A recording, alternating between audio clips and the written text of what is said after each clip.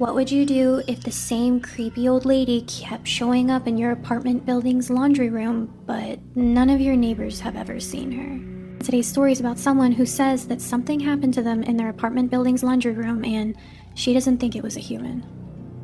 I used to live in an old apartment building with a basement laundry room that always smelled like wet concrete and something sour underneath it. The room itself was small, 4 washers on one wall and 4 dryers on the other, 1 folding table in the middle, and a cheap plastic chair shoved into the corner near the utility sink. Nobody ever sat in it until I started seeing her. The first time I went down around 10 at night because that was the only time the machines were usually open. She was already sitting there when I walked in.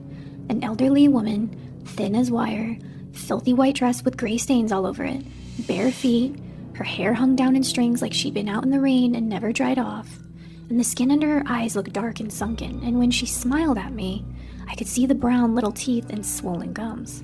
I remember thinking she must have dementia or maybe lived with family in the building and wandered down there. I smiled politely and she didn't say anything. She just watched me load my clothes. The second time I saw her, she spoke. I was moving things from the washer to the dryer when she tilted her head and asked, "Which one of these still smells the most like you?"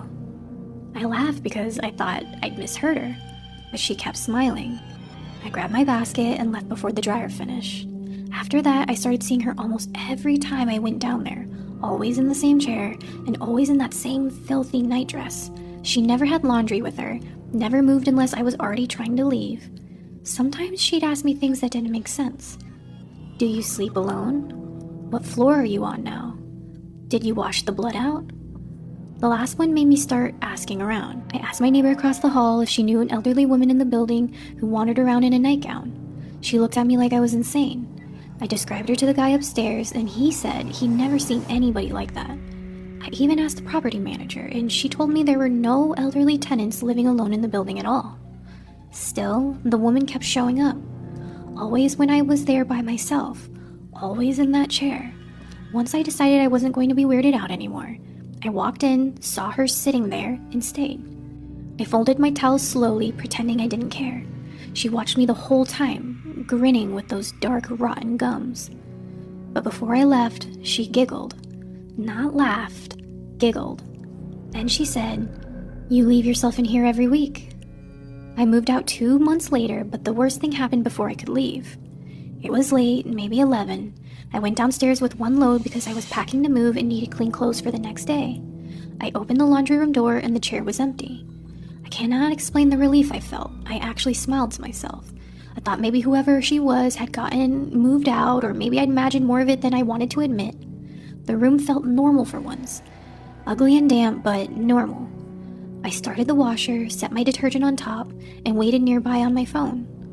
A few minutes later, I heard the basement door behind me slowly creak shut. I turned around, and she was standing there behind it with 1 finger pressed to her lips. I didn't hear her come in. I didn't hear footsteps. She had just been there suddenly, half hidden by the door, smiling at me like we were sharing a secret. I backed up so fast, I hit the folding table, and I asked her what was going on. I asked her who she was, and my voice sounded weak even to me. She lowered her finger and said very softly, "I was tired of wearing the warm ones you left behind." I didn't understand what that meant until she pointed at the dryer behind me. I could hear something moving inside it. Not tumbling, but moving. A slow, wet, shifting sound. I turned and yanked the dryer door open. My clothes were inside, but they were soaked again. Twisted together so tight they looked like somebody had braided them by hand. In the middle of them was a pair of underwear that wasn't mine, dark and damp at the waistband. Behind me, she started giggling. I spun around and she was closer, way closer. I still don't know if she moved fast or if I blacked out for a second, but she was nearly close enough to touch. Her mouth opened and kept opening. The corner slit wider than a human mouth should go.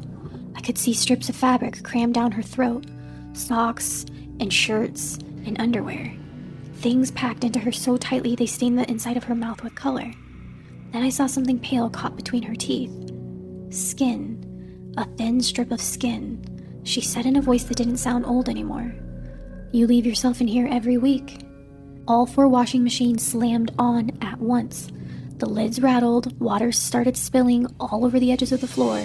The The room filled with that hot detergent smell, except underneath it was something metallic and rotten.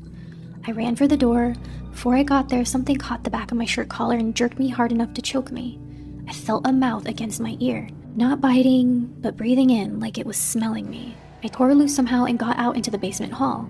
I remember screaming the whole way up the stairs. One of my neighbors opened his door when I hit the second floor, and I shoved past him into my apartment and locked myself in the bathroom. He went downstairs with another guy from the building to check. The laundry room was empty. No old woman, nothing.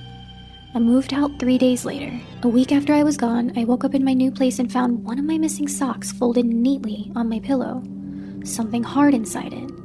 I dumped it out onto the blanket, and it was a row of brown, rotten little teeth, still wet.